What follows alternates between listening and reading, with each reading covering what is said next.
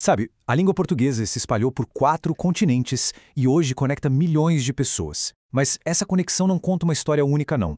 E muitos desses lugares, o idioma que chegou com o colonizador acabou se transformando numa poderosa arma de libertação.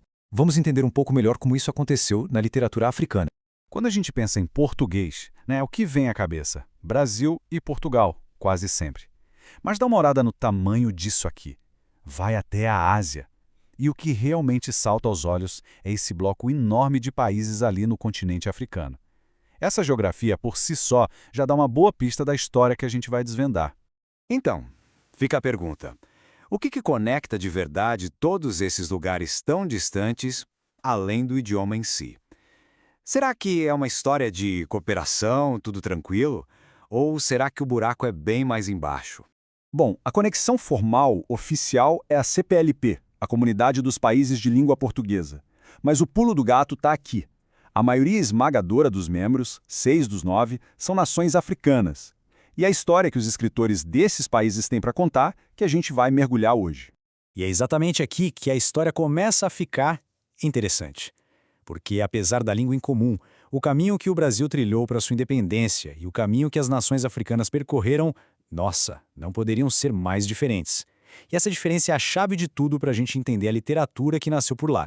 Essa linha do tempo aqui deixa tudo bem claro. Olha só, enquanto o Brasil ficou independente lá em 1822, numa coisa mais, digamos, negociada, as colônias africanas tiveram que esperar mais de 150 anos. E não foi uma espera tranquila, não. Elas tiveram que encarar uma ditadura brutal em Portugal e lutar em guerras sangrentas por décadas. A liberdade para elas só veio de fato lá em meados dos anos 70. E toda essa história de luta, de prisão, de guerra, isso virou a matéria-prima, o combustível para uma literatura de uma força absurda. E o mais impressionante é que muitos desses escritores não eram só observadores, não. Eles estavam na linha de frente, eram ativistas, eram prisioneiros políticos. As palavras deles nasceram literalmente de dentro do conflito. E para a gente sentir de verdade como essa luta se transforma em arte, acho que não tem jeito melhor do que ouvir a voz de quem viveu tudo isso na pele. Vamos dar uma olhada num poema de Agostinho Neto, que não foi só um poeta incrível, mas também o primeiro presidente de Angola. O poema começa assim, ó: ainda o meu canto dolente e a minha tristeza. Essa primeira palavra, ainda, ela é muito forte, né? Ela já passa a ideia de que esse sofrimento não é de agora, é algo que se arrasta, uma dor que continua ali, constante, sob o domínio colonial.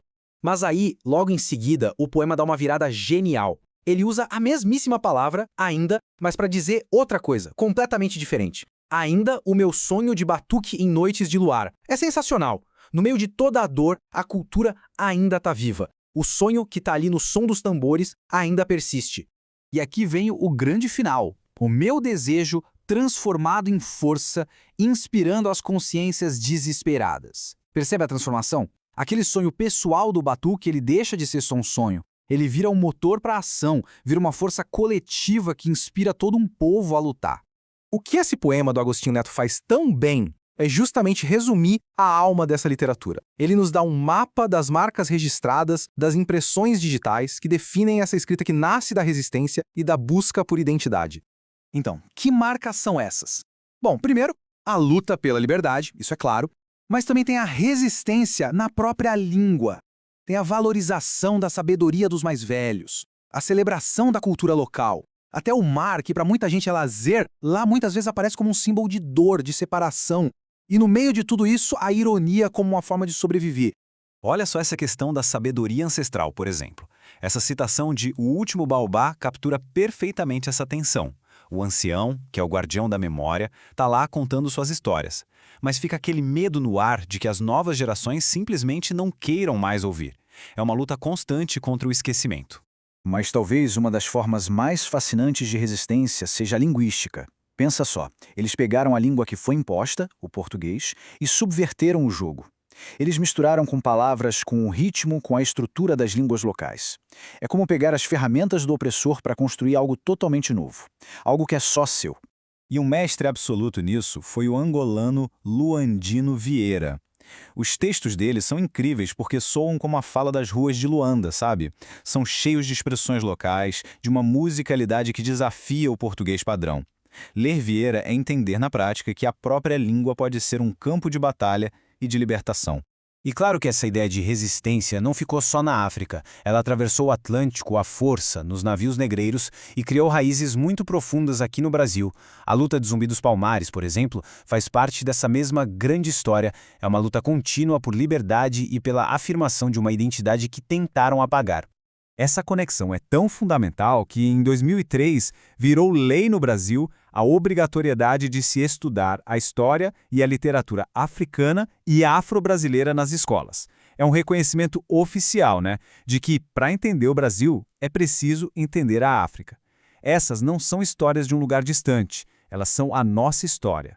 Então, a gente viu a dor de Agostinho Neto se transformar em força. Viu a linguagem de Luandino Vieira virar uma arma. O que fica muito claro é que a literatura africana de língua portuguesa é muito mais do que um conjunto de livros. É um manual de sobrevivência, um testemunho da resiliência humana. E isso nos deixa com uma pergunta para refletir. De que maneira as nossas próprias histórias podem nos ajudar a sermos mais livres?